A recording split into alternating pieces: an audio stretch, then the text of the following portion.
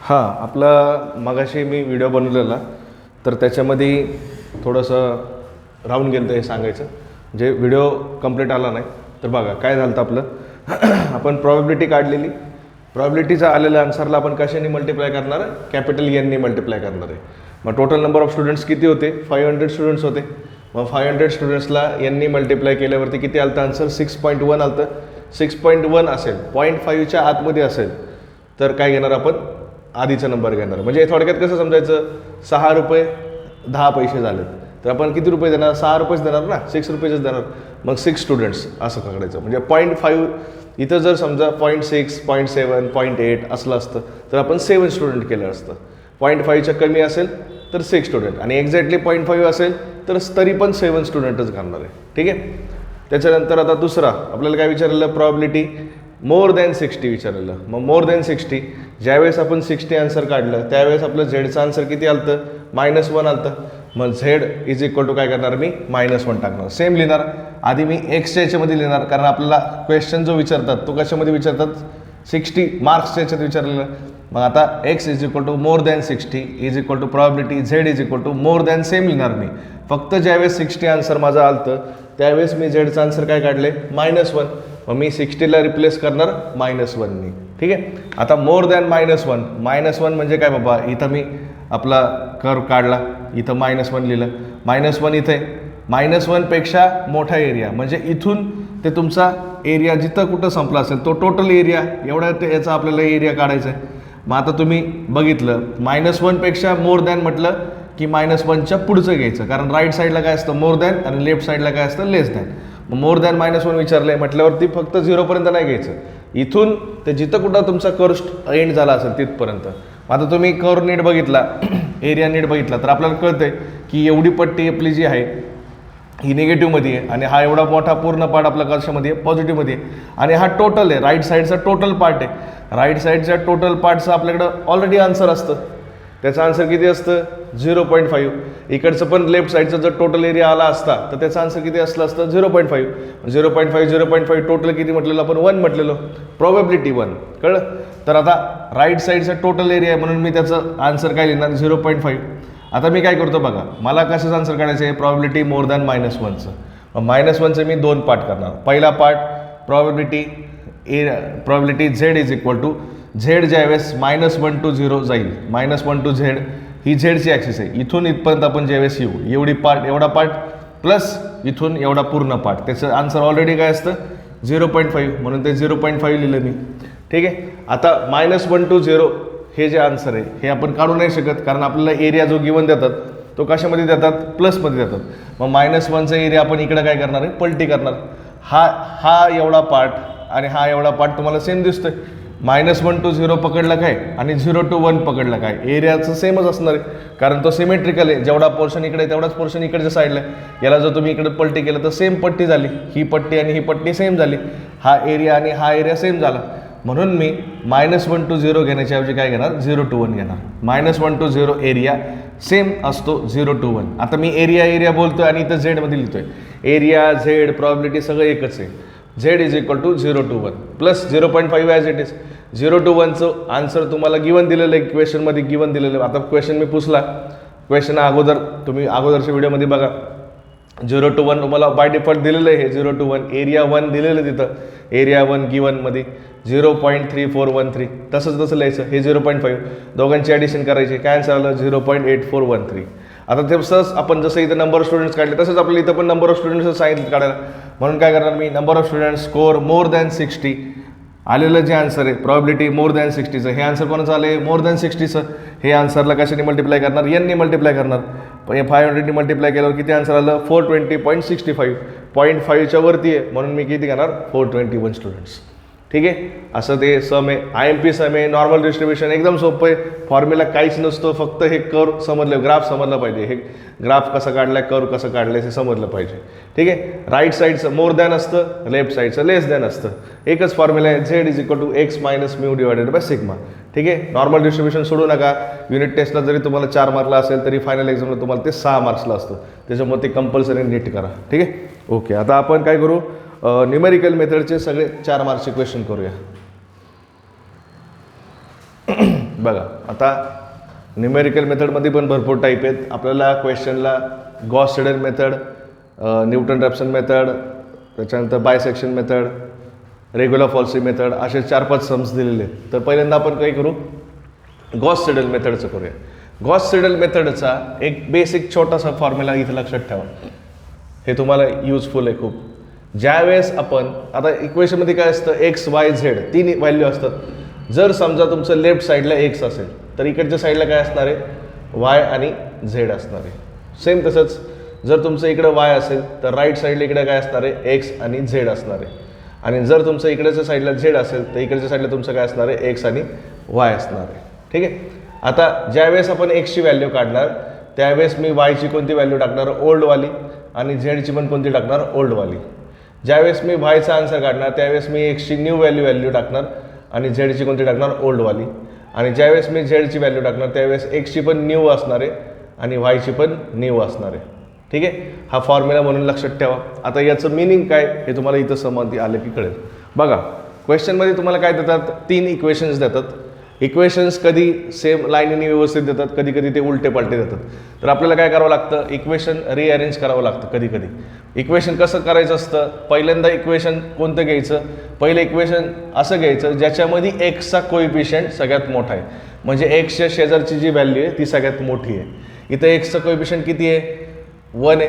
इथं एक्सचा कोइफिशियंट किती आहे, 5x आहे. इथं एक्सचा कोइफिशियंट किती आहे, 2x आहे. म्हटल्यावर आपण कोणतं इक्वेशन घेणार, पहिलं हे घेणार पहिलं. बघा आता इथे नीट दिलेलं नाही, मग तुम्ही हे पहिल्यांदा इक्वेशन घेणार. दुसरं इक्वेशन कोणतं घेणार, ज्याच्यामध्ये वायचा कोइफिशियंट सगळ्यात मोठा आहे. वायचा कोइफिशियंट सगळ्यात मोठा कोणता, इथं 7y आहे, इथं 2y आहे, इथं y आहे. म्हटलं सगळ्यात मोठा कोणता झाला, हा वाला झाला 7y. आणि तिसरा कोइफिशियंट कोणता घेणार, तिसरं इक्वेशन कोणतं घेणार ज्याच्यामध्ये झेड सगळ्यात मोठा आहे. इथं -3z आहे, इथं +3z आहे आणि इथं 6z आहे. म्हटलं तिसरं इक्वेशन कोणतं झालं, हे वाला झालं. ठीक आहे. असे पहिलं इक्वेशन कोणतं घेणार ज्याच्यामध्ये एक्सची व्हॅल्यू सगळ्यात मोठी आहे. या 3 इक्वेशनमध्ये एक्सच्या शेजारची व्हॅल्यू सगळ्यात मोठी कोणती, ही वाली. मग हे इक्वेशन मी पहिल्यांदा घेणार, रिअरेंजिंग.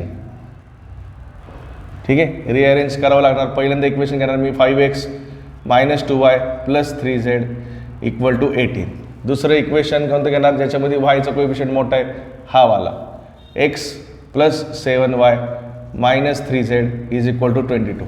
आणि तिसरं इक्वेशन कोणतं घेणार ज्याच्यामध्ये झेड मोठा आहे, 2x - y + 6z = 22. झेड काढताना असा काढा कारण झेड आणि 2 समजत नाही. बघा झेड आणि 2 समजत नाही, सेम दिसतं, म्हणून झेडला खाली आपण मध्ये लाईन मारली. ठीक आहे. कधी पण इक्वेशन असंच घ्यावं लागतं. जर तुम्ही असेच इक्वेशन घेतले वरच्यासारखे तर आन्सर चुकणार. त्यामुळं कधी पण इक्वेशन कसं घ्यायचं, ज्यामध्ये एक्सचा कोइफिशियंट मोठा आहे ते पहिलं, दुसरं ज्याच्यामध्ये वायचा कोइफिशियंट मोठा आहे ते दुसरं, आणि ज्याच्यामध्ये झेडचा कोइफिशियंट मोठा आहे ते तिसरं. कोइफिशियंट म्हणजे काय, त्याच्या शेजारची व्हॅल्यू.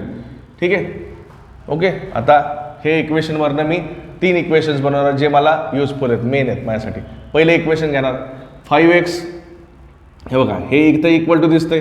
इक्वल टूच्या इकडची साईड कोणती असते, लेफ्ट साईड डावी बाजू, आणि इकडची बाजू कोणती असते, उजवी बाजू राईट साईड. लेफ्ट साईड आणि राईट साईड. सपोज मी 5x इथंच ठेवलं, हे इक्वल टू मी इथं लिहितो, 18 इथं लिहितो. हां 18 राईट साईडलाच आहे, राईट साईडलाच ठेवतो 18 तसंच. हे -2z तिकडच्या साईडला गेल्यावर काय झालं, +2z. हे +3z तिकडच्या साईडला गेल्यावर काय झालं, -3z. इकडनं व्हॅल्यू तिकडे गेल्यावरती काय होत असतं, साईन चेंज होत असते. प्लसचं मायनस, मायनसचं प्लस, असं आलं इक्वेशन हे. आता हे 5ला पण मला तिकडे टाकायचं आहे. तर 5 आणि एक्सचं काय इंटू आहे, यांच्या दोघांमध्ये काही नसतं, म्हणजे काय असतं, गुणाकार असतो, इंटू असतं. मग 5 तिकडे गेल्यावरती काय होणार आहे, 1/5 होणार आहे. इकडच्या साईडला गेल्यावर 5 काय होणार आहे, 1/5.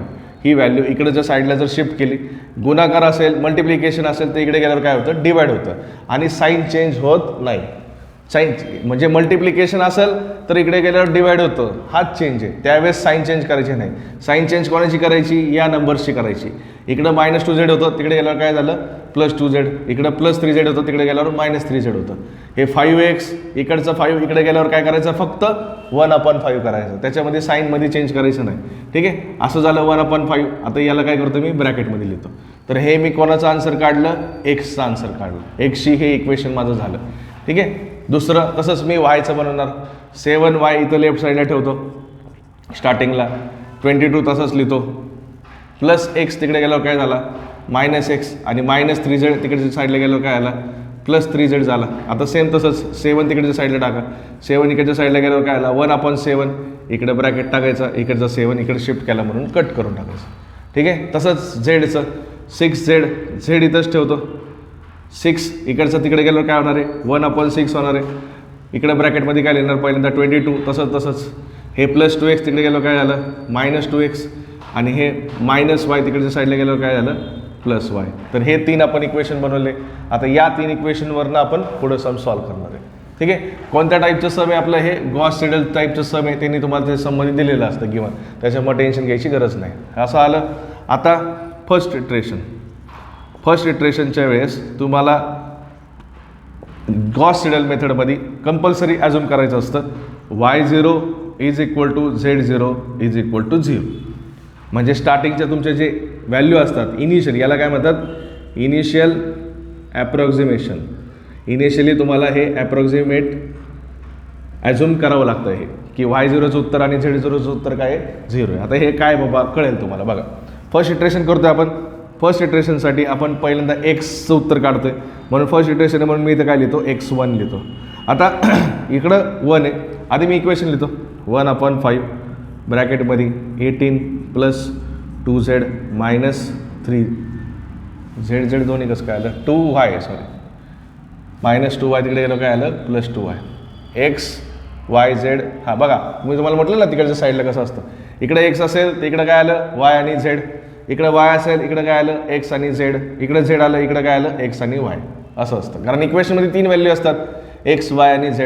जर लेफ्ट साईडला एखादी व्हॅल्यू असेल तर बाकीचे रिमेनिंग 2 व्हॅल्यू कोणत्या साईडला असणार राईट साईडला असणार. असं ते आलेलं आहे. ठीक आहे. इथं काय होतं y होतं. आता बघा कसं आहे फर्स्ट इटरेशन म्हणजे असं समजा जसं तुम्ही आता फर्स्ट इयरला आहे, फर्स्ट इयरला तुम्ही येण्यासाठी तुम्हाला काय करावं लागलं 10th पास करावी लागली. म्हणजे 10चा 0 घ्या, 10मधला तो 10मधला 0 आहे ना तो 0 घ्या. म्हणजे जर तुम्ही फर्स्ट इटरेशन काढत असाल तर त्यासाठी बेस फर्स्ट इटरेशनचा बेस फर्स्ट इयरचा बेस काय असतो 10वीचा 0.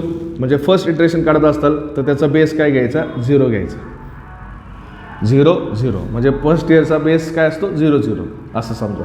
इथं 0 लिहायचं इथं 0 लिहायचं. आता 1/5 18 + 2 y0 आणि z0 आपण ऑलरेडी काय मानले 0 मानले म्हणून हे 0 -3 × z0 काय 0. याचा आन्सर काढायचं तुमचं हे झालं तुमचं x1चा आन्सर. ठीक आहे. आता आन्सर तुम्ही काढताना आन्सर कसे लिहायचे पॉईंट जर छोटे नंबर आले असतील तर आता याच्यात काय प्रॉब्लेम नाही पण 4 आकडे घ्यायचा प्रयत्न करायचा. ठीक आहे. आता याच्यात एवढंच आन्सर आले 3.6 हे x1चं आन्सर आले बरोबर. x1 काढताना इकडच्या साईडला काय असतं y आणि z असतं म्हणून आपण स्टार्टिंगला काय लिहिलं y0 आणि z0 काय घ्या 0 0 घ्या. ठीक आहे. आता आपण x1 काढला तसंच आता y1 काढणार आहे. y1 इकडच्या साईडला y म्हणजे इकडच्या साईडला काय असणार आहे x आणि z असणार आहे का नाही बघा 1/7 ब्रॅकेटमध्ये काय लिहिणार 22 - x + 3z. आता y1चं उत्तर काढतोय, yचं उत्तर काढताना इकडच्या साईडला काय आलं आहे x आणि z आलं आहे. आता बघा तिथं फॉर्म्युला आहे. आपण ज्यावेळेस एक्सची व्हॅल्यू काढत होतो त्यावेळेस वायचं कोणतं उत्तर घेतलं y आणि झेडचं जुनं उत्तर घेतलं ओल्डवालं. याच्या आधीचं उत्तर y आणि z0चं उत्तर काय घेतलं 0 0 घेतलं.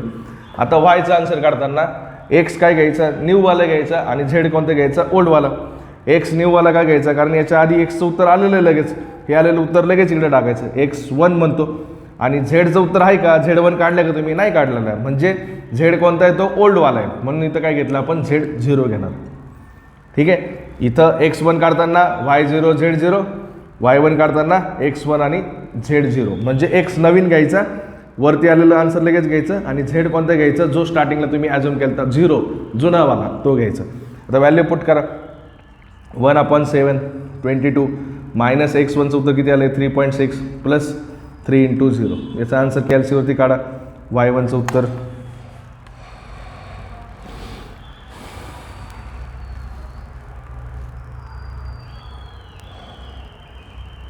2.6285 2.6285 असं लिहायचं. ठीक आहे. असे 4 डिजिट लिहायचे पॉईंट नंतर 4 y1चं आन्सर आलं. आता त्यांनी आपल्याला किती वेळेस इटरेशन करायला सांगितले 2 वेळेस. ठीक आहे. देतात ते किती वेळेस करायचं y1चं काढलं. आता जसंच झेडचं काढायचं, झेड इकडच्या साईडला 1 आहे म्हटल्यावर 1/6 22 - 2x + y. आता बघा झेडचं काढताना इथं एक्स आणि वाय आलंय. एक्सचं नवीन उत्तर आहे का रे आपल्याकडं? बघा बरं, एक्सचं नवीन उत्तर आहे का? आहे ना x1. इथं x1चं नवीन उत्तर आहे म्हणून इथं x1 लिहिणार. आणि वायचं नवीन उत्तर आहे का? आहे. मागं जायचं, मागं गेले की लगेच कळतं. y1चं पण नवीन उत्तर आहे म्हणून आपण असा फॉर्म्युला बनवलाय. बघा एक्स काढताना तुम्ही वाय आणि झेड काय घेणार? दोन्ही ओल्ड घेणार. ओल्ड म्हणजे जे स्टार्टिंगला अजूम केलं ते ओल्ड. झेड ओ जे वाय ओ म्हणजे ओल्ड पकडा. नंतर एक्स वाय काढताना एक्स न्यू आणि झेड ओल्ड. वाय काढताना एक्सचं उत्तर वरती आलेलं आहे म्हणजे आपण लगेच टाकलं ते नवीनवालं, आणि झेडचं कोणतं टाकलं? ओल्डवालं. आणि झेड काढताना एक्सचं पण नवीन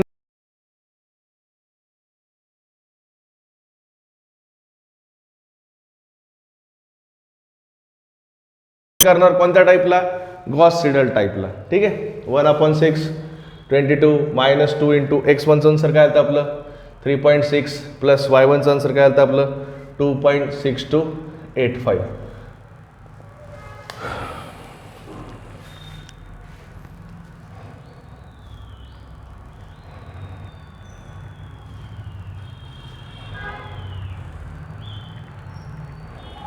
$2.9047. 2.9047 Z1चा आन्सर आला. ठीक आहे. x1 x2 x1 y1 आणि Z1 आता काढला. आता सेकंड इटरेशनला पण तसंच. सेकंड इटरेशनला तुम्ही इनिशियली काय अज्युम करणार आहे? वाय आणि झेडचे उत्तर अज्युम करणार आहे. मग वायचं आणि झेडचं जुनं उत्तर काय आलेले आहेत, म्हणजे याच्या आधी उत्तर कोणते काढले आहेत? वायचं उत्तर काय आलं आपलं? y1 घ्यायचं. आता y1 हे झालं ओल्ड. आता तुम्ही कोणत्या इयरला गेले? फर्स्ट इयरला नाही राहिले. आता तुम्ही कोणत्या इयरला राहिले? सेकंड इयरला गेले. मग सेकंड इयरला बेस कोणता असतो? फर्स्ट इयरचा. म्हणजे सेकंड इयरला तुम्ही गेल्यावरती इथं वाय आणि झेडचे कोणते उत्तर घेणार? फर्स्ट इयरचे आलेले म्हणजे फर्स्टवाले आलेले. एक y1चं उत्तर किती आलं आहे? 2.6285 आणि झेडचं आन्सर किती आलं आहे? 2.9047. सेम तसंच एक्सचं इक्वेशन लिहायचं हे वाला परत 1/5 ब्रॅकेटमध्ये 18 + 2y - 3z. ठीक आहे. तसंच मी वायचं पण लिहितो इक्वेशन. वायचं इक्वेशन 1/7 22 - x + 3z. आणि तसंच मी झेडचं पण लिहितो. z = 1/6 22 - 2x + y. आता बघा बरं काय टाकणार इथं? एक्सचं आन्सर काढतोय आपण. कोणते काढतोय? Second iteration. म्हणजे इथं काय लिहिणार आपण? x2 लिहिणार. एक्सचं उत्तर काढतोय सेकंड इयरचं आहे म्हटल्यावर ओल्ड. याच्या आधीचं उत्तर काय असणार आहे? इकडच्या साईडला वाय आणि झेड काय घेणार आपण? ओल्ड म्हणजे हे दोन घेणार. y1 आणि Z1 घेणार. y2चं उत्तर काढतोय म्हटल्यावर एक्सचं नवीन आन्सर आहे का? इथं वरती आलं नाही. इथं कोणतं आन्सर येणार तुमचं? x2चं आन्सर येणार. x2चं नवीन आन्सर घेणार आणि झेडचं कोणतं आन्सर घेणार? ओल्डवालं म्हणजे पहिलंवालं जे इथं आलेलं ते Z1चं.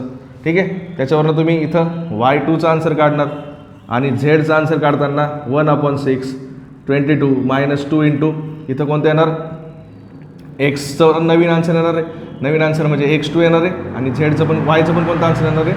नवीन आन्सर येणार आहे. लक्षात ठेवा तिकडचं ते 3 खूप सोपं आहे. एक्सचं काढताना वाय आणि झेड ओल्ड घ्यायचं.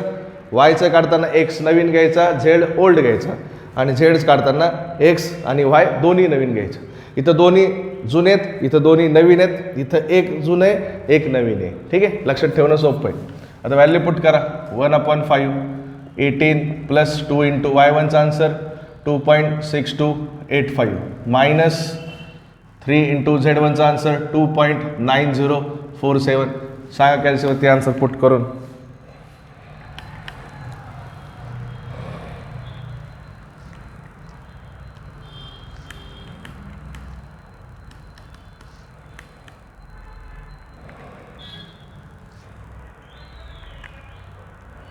$2.9085 हे आन्सर आलं.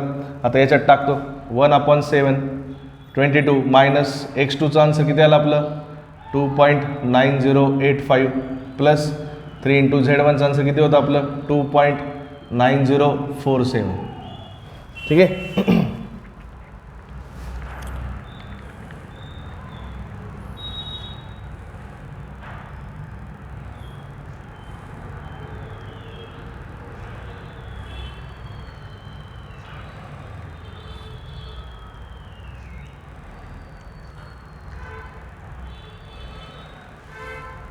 3.9722 आणि सेम तसंच y2 काढला.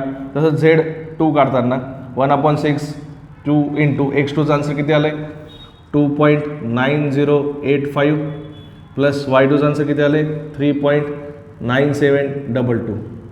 Final answer Z2.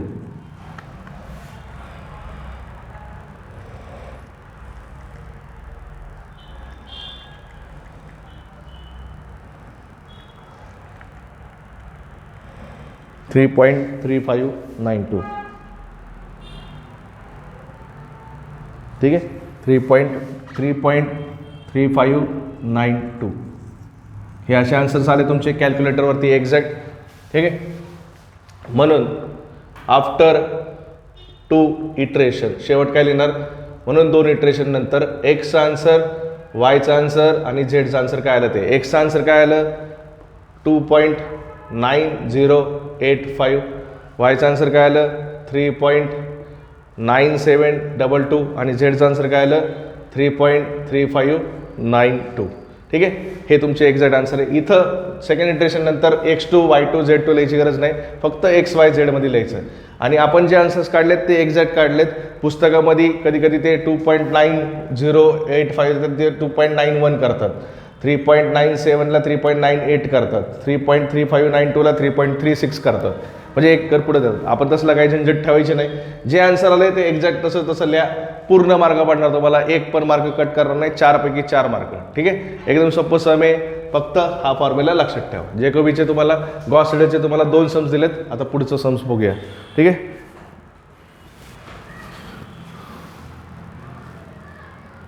ठीक आहे. बघा नेक्स्ट क्वेश्चन गॉस सिडलचाच सम आहे. आता बघा याच्यामध्ये इक्वेशनमध्ये तुम्हाला व्यवस्थित दिलेलं आहे, लाईनीने दिलेलं आहे, काहीच झंझट नाही. या इक्वेशनमध्ये एक्सची व्हॅल्यू मोठी आहे, या इक्वेशनमध्ये वायची व्हॅल्यू मोठी आहे आणि या इक्वेशनमध्ये झेडची व्हॅल्यू मोठी आहे. म्हणून तुम्हाला डायरेक्ट जसं आहे तसंच घ्यावं लागणार.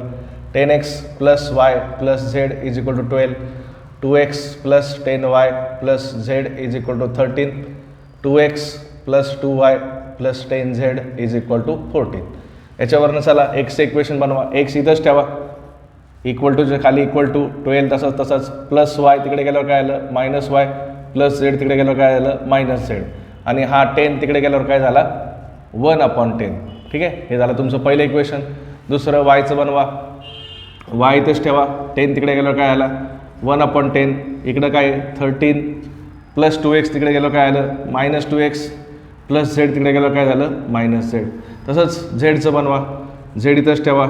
झेडचा कोइफिशियंट त्याच्या शेजारची व्हॅल्यू तिकडच्या साईडला राईट साईडला उजव्या बाजूला गेल्यावरती काय झाली 1/10. 14 प्लस 2x तिकडे गेलं काय आलं -2x आणि प्लस 2y तिकडे गेलं काय आलं -2y. बघा इक्वेशन नीट बघा. इकडं x असला की इकडं काय असतं y आणि z, इकडं y असला की इकडं काय असतं x आणि z, इकडं z असलं की इकडं काय असतं x आणि y. तर हे तुमचे 3 इक्वेशन. फर्स्ट इटरेशनसाठी आपण मगाशीच बघितलं. ॲझ्युम काय करतो y0 आणि z0 = 0 ॲझ्युम करतो. घ्या मग पहिले इक्वेशन. फर्स्ट इटरेशन काढतोय म्हणून इथं काय लिहिणार मी first year x1 1/10 12 -y - z. 3 equation लिहितो मी. yचं लिहितो 1/10 13 -2x - z आणि झेडचं पण लिहितो 1/10 14 -2x - 2y. ठीक आहे. आता बघा फॉर्म्युल्यानुसार आपलं ज्यावेळेस आपण एक्सचा आन्सर काढणार आहे त्यावेळेस इथं वाय आणि झेडचं काय घेणार आपण ओल्ड म्हणजे याच्या आधीचे आन्सर, याच्या आधीचा आन्सर आपण काहीच नाही ना, याच्या आधी आपण ॲझ्युम केलेलंच आहे. काय ॲझ्युम केले y0 आणि z0 काय घेतले 0 घेतले. मग इथं काय येणार आपलं 0 कॅल्सीवरती पुट करा ही व्हॅल्यू 1/10 12 -y0 आपलं किती आहे 0 आहे आणि z0 पण आपलं किती आहे 0 आहे. याचा आन्सर काय आलं तुमचं 1/2. हे झालं तुमचं पहिलं आन्सर. दुसरं वायचा आन्सर काढताना एक्स कोणता असतो न्यूवाला, कारण वरती एक्सचं उत्तर आलेलं आहे म्हणून x1 लिहिणार आणि झेडचं नवीन उत्तर आहे का नाही आहे म्हणजे झेडचं कोणतं उत्तर घेणार 0वाला घेणार. व्हॅल्यू पुट करा 1/10 13 -2 × 1.2 - 0. कॅल्सीवरती याचा आन्सर काढा y1चं. तसंच कॅल्सीवरती याचं आन्सर किती येतं 1.06 येतं आन्सर याचं. चेक करा तरी पण 1/10 × 13 -2 × 1.2 1.06. ठीक आहे. आणि तसंच झेडचं काढताना झेडचं कोणते घ्यायचे, दोन्ही नवीन व्हॅल्यू, एक्स आणि वायचे दोन्ही आन्सर आले म्हणून इथं मी x1 y1 दोन्ही लिहिणार. 1/10 14 - 2 इंटू x1चं आन्सर किती आलं 1.2 - 2 इंटू y1चं आन्सर किती आलं 1.06. ठीक आहे. लक्षात ठेवा एक्सचा आन्सर काढताना दोन्ही ओल्ड व्हॅल्यू, वायचा आन्सर काढताना एक न्यू एक ओल्ड, आणि झेडचा आन्सर काढताना दोन्ही न्यू, वाय आणि एक्स आणि वायचे दोन्ही नवीन व्हॅल्यू टाकायचे. याचं कॅल्सीवरती आन्सर टाका, बघ चेक करा किती आलं 1/10 इंटू 14 - 2 इंटू 1.2 - 2 इंटू 1.06. आन्सर आलं 0.948. 0.948. सेम तसंच सेकंड इटरेशनसाठी पहिल्यांदा आपण काय करणार अजून वाय आणि झेडच्या आधीच्या व्हॅल्यू घेणार. y1चा आन्सर किती घेणार, एक्सचं घ्यायचं नाही कारण एक्सचं गरजच नाही पडत. आपण कोणतं घेतो फक्त वाय आणि झेड. 1.06 आधीचा आन्सर आहे आणि Z1चा आधीचा आन्सर काय आहे 0.948 आहे. हे व्हॅल्यू पुट करणार. एक्सची इक्वेशन घ्यायचं. आता तिन्ही इक्वेशन परत येतो. 1/10 12 - y - z, वायचं इक्वेशन 1/10 13 - 2x - z, आणि झेडचं इक्वेशन 1/10 14 - 2x - 2y. हां ठीक आहे. x2 काढताना ओल्ड व्हॅल्यू घेणार, याच्या आधीचं सेकंड इयरला गेल्यावरती बेस काय असतो फर्स्ट इयर, म्हणजे इथं काय येणार 1/10 12 - y1चं आन्सर आहे ऑलरेडी उत्तर 1.06, आणि Z1चं पण आन्सर आहे 0.948. कॅल्सीवरती याचं उत्तर काढा x2चं किती आन्सर आलं चेक करा. 1/10 इंटू 12 - 1.06 - 0.948 0.99992. ठीक आहे. याचं 1/10 13 मायनस इथं काय टाकणार एक्सचं नवीन आन्सर म्हणजे x2 आणि झेडचं ओल्ड आन्सर म्हणजे Z1. 2 इंटू x2चं आन्सर काय आलं 0.9992 मायनस Z1चं आन्सर काय आलं आपलं 0.948. याचा आन्सर काढा. हे झालं तुमचं y2.